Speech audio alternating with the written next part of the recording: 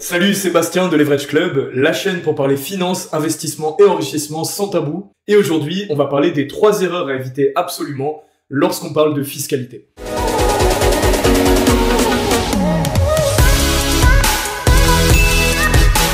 Alors, dans mon activité de gestionnaire privé, j'ai pu rencontrer de nombreux investisseurs et donc j'ai pu identifier des erreurs récurrentes chez eux lorsqu'il s'agit de parler de fiscalité.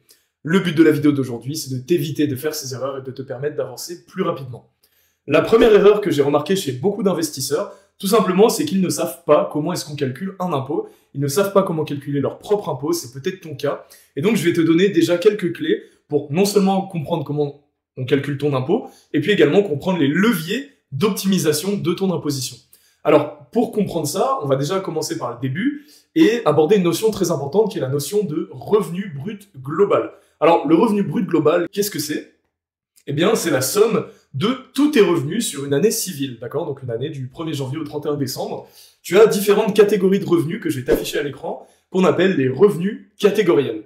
La somme de tous ces revenus sur une année équivaut au revenu brut global.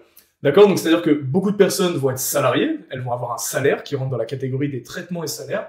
Et puis, tu peux avoir par exemple d'autres sources de revenus comme des revenus de location meublés qui vont rentrer dans la catégorie des BIC, des revenus de location non meublés dans la catégorie des revenus fonciers, ou encore des revenus de dividendes dans la catégorie des revenus de capitaux mobiliers. Une fois qu'on additionne tous ces revenus, on obtient donc ton revenu brut global, et c'est à partir de là que tout va découler.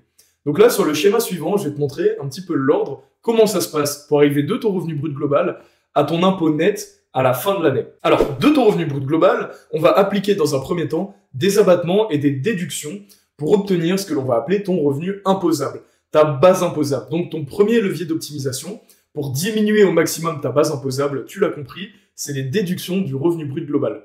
Une fois qu'on a ta base imposable, on va la placer dans le barème progressif, et donc dans ce barème progressif, en fait, tu vas avoir différentes tranches qui vont s'appliquer sur tes revenus.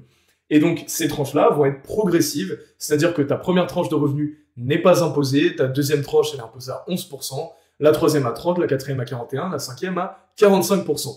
Donc, ça n'est pas tout ton revenu qui est imposé à 30% si tu as par exemple un revenu imposable de 40 000 €, mais bien une tranche à 0, une tranche à 11, et puis ensuite, sur ta part de revenu dans la troisième tranche, tu seras imposé à 30%. Ok? Une fois qu'on a mis ton revenu imposable dans ce barème progressif, eh bien, on calcule ton impôt et on obtient ton impôt brut, duquel on va soustraire ensuite les deux derniers leviers d'optimisation fiscale, du coup, on va soustraire deux choses. On va soustraire les réductions d'impôt et les crédits d'impôt. Une fois qu'on les a soustraits à ton impôt brut, eh bien, on obtient ton impôt net, qui va être l'impôt que tu payes chaque année. Alors, tu l'as compris, si tu n'as pas de réduction et de crédit d'impôt, ton impôt brut est égal à ton impôt net, et si tu n'as pas de déduction du revenu brut global, eh bien, ton revenu brut global est égal à ton revenu imposable. Le but étant bien évidemment de diminuer au maximum ta base imposable de base, et puis ensuite voir si on peut appliquer des réductions et des crédits d'impôt pertinents à ton impôt brut pour arriver à un impôt net un petit peu plus bas. La deuxième erreur maintenant à éviter absolument, c'est que beaucoup de personnes vont être concentrées sur les mauvais leviers d'optimisation fiscale. Par là, je m'explique, beaucoup de personnes vont utiliser les réductions d'impôt.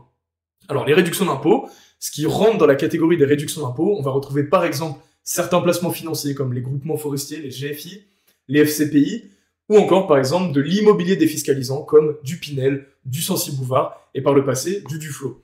Le problème avec ces placements-là qui ouvrent droit à des réductions d'impôt, c'est que bien souvent, on va se diriger vers ce type de placement pour leur intérêt fiscal, mais non pas pour leur viabilité et leur rendement économique. D'accord? Et donc ça pose un vrai problème puisque par exemple, dans le cas d'un Pinel, si tu fais un Pinel, tu vas peut-être pouvoir déduire 3 000 € d'impôt par an, mais derrière, bien souvent, comme c'est de l'immobilier neuf, avec des loyers plafonnés, eh bien en fait, c'est des opérations qui sont relativement faibles en rendement, dans beaucoup de cas qui ne s'autofinancent même pas, et qui vont te demander un effort d'épargne. C'est ce que j'ai vu chez beaucoup d'investisseurs qui, certes, économisaient 2 000 à 3 000 € d'impôt par an, mais derrière devaient mettre 150, 200, voire 300 € de leur poche tous les mois pour alimenter leur placement Pinel. Donc ça, c'est pas forcément ce qu'on va chercher à mettre en place si jamais de ton côté, la priorité, c'est pas forcément de payer moins d'impôts, mais surtout avoir un patrimoine plus élevé et avoir plus d'argent à la fin de l'année. Du coup, beaucoup de personnes sont concentrées sur ces réductions d'impôts et un petit peu moins sur d'autres leviers qui sont à mon sens plus intéressants pour payer moins d'impôts. À mon sens, le meilleur levier pour payer moins d'impôts, ce qui va arriver en première étape, ça va être les déductions de ton revenu brut global.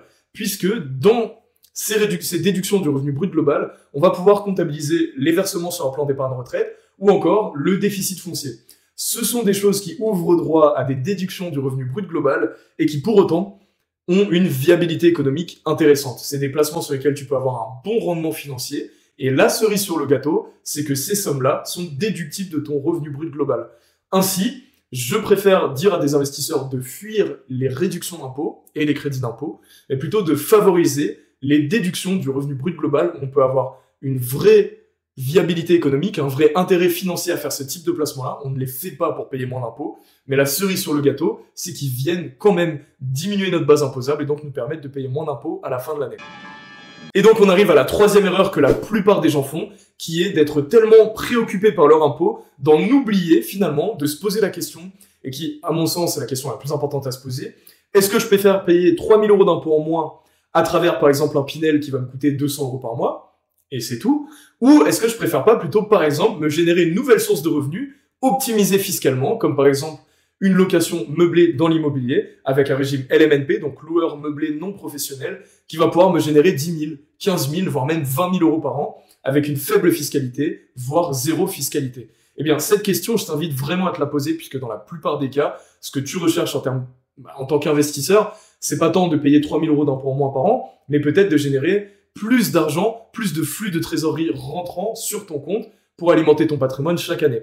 Si c'est le cas, tu préféreras sûrement faire un LMNP qui va te rapporter 10 000, 15 000 € par an avec une faible fiscalité, voire zéro fiscalité, plutôt qu'un Pinel qui va te faire certes économiser 2 à 3 000 € d'impôts par an, mais en réalité te coûter 200, 250 € par mois. C'est vraiment très important que tu te poses cette question. Est-ce que je cherche à être plus riche ou est-ce que je cherche simplement à payer zéro impôt? Si c'est l'impôt que tu fuis, bien évidemment, tu peux t'orienter vers des réductions d'impôts comme du Pinel ou du groupement forestier, mais les rentabilités sont pas énormes et là-dessus, ça va être très compliqué d'aller créer des leviers d'enrichissement. Alors que, à l'inverse, si tu as vraiment une mentalité investisseur-enrichissement, tu chercheras peut-être plus à prioriser la création de nouvelles sources de revenus qui vont être, elles, optimisées fiscalement. Parmi celles-là, il y en a d'autres, par exemple le marchand de biens, donc l'achat-revente en résidence principale, où tu ne payes pas d'impôt sur ta plus-value en résidence principale, ou encore le PEA ou l'assurance vie, qui sont des dispositifs qui vont te permettre d'optimiser ta fiscalité à la sortie, au bout de 5 ans dans le cadre du PEA, au bout de 8 ans dans le cadre d'une assurance vie. Voilà donc pour ces 3 erreurs principales à éviter sur la fiscalité quand on cherche à l'optimiser. J'espère que cette vidéo t'a plu, n'hésite pas à me le dire dans les commentaires. Mets-moi un pouce bleu si tu as apprécié la vidéo. Mets-moi en commentaire également des suggestions de sujets que tu veux que j'aborde prochainement. Si tu veux approfondir le sujet sur la fiscalité, je t'invite à cliquer sur le lien que j'ai mis en description de la vidéo, où là, tu pourras retrouver vraiment un cas de figure complet avec des chiffres, un exemple, des chiffres précis et un exemple d'optimisation vraiment concret qu'on a pu mettre en place sur un investisseur avec qui on a travaillé. D'ici là, je te souhaite une très bonne journée et puis je te dis à très bientôt.